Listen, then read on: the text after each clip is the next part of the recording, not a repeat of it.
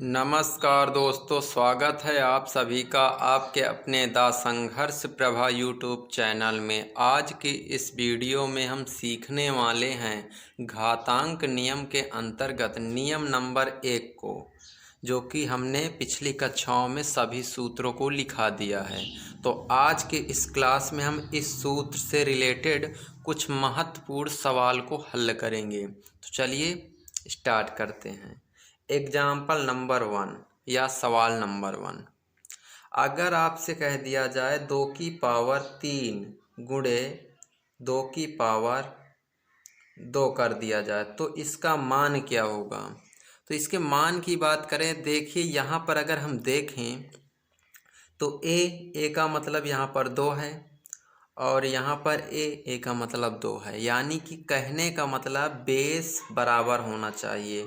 तो यहाँ पर बेस जो है बराबर है और घात जो है m के जगह में 3 है और n के जगह में क्या 2 है। तो हम इसे लिख सकते हैं a की पावर m प्लस m, तो 2 की पावर क्या लिख सकते हैं m का मान कितना 3 प्लस 2 लिख सकते हैं। इस प्रकार से इसका आंसर क्या आ जाएगा 2 की घात 5 आ जाएगा। इस प्रकार से यदि आप ऐसे में कम समझ पाते हैं तो इसे गुणा करके भी करेंगे तब पर भी इतना ही आंसर आएगा। जैसे ये 2 की घात 3 है, यानी कि 2 गुणे 2 गुणे 2 लिखा जाएगा। फिर ये 2 की घात 2 है तो 2 गुणे 2 लिखा जाएगा। अब यदि हम इसे देखें तो 1 2 3 4 5 यानी 2 की घात 5। तो इस प्रकार से आप लिख सकते हैं। तो ये सूत्र की मदद से हुआ है और ये जनरल गुणा किया गया है। अब देखते हैं और एग्जाम्पल नंबर 2, जैसे मान लो 3 की घात 5 दिया है और गुणे 3 की घात 2 दिया है। तो अब इसे हम गुणा कैसे करेंगे, तो इसमें भी वही करेंगे 3 की घात 5 प्लस 2। हम इन्हें घातों को जोड़ देते हैं। जब घातों को हम जोड़ देंगे तो कितना आ जाएगा 3 की घात कितना आएगा 7। इस प्रकार से यहाँ हल हो जाता है और एक एग्जाम्पल की सहायता से समझते हैं। जैसे एग्जाम्पल नंबर 3, जैसे 5 की पावर 2 है गुणे 5 की पावर 3 है, तो कैसे करेंगे। देखिए ये बात ध्यान रहे क्योंकि इस सूत्र में क्या है बेस समान है।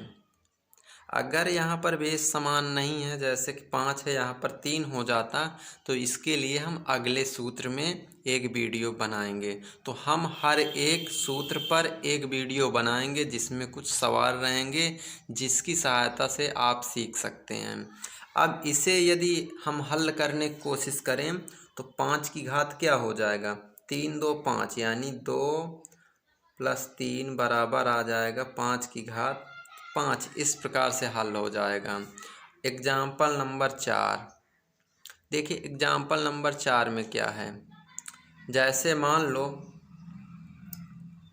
7 की पावर 11 दिया है गुणे 7 की पावर 4 दिया हुआ है। तो अब इसे हम कैसे हल करेंगे, तो हम जानते हैं बेस 7 है तो 7 ले लेंगे और हम इसे जोड़ देंगे तो कितना आ जाएगा 11 प्लस 4 बराबर आ जाएगा 7 की पावर, यानी 7 की घात जो होगी वो आ जाएगा 15।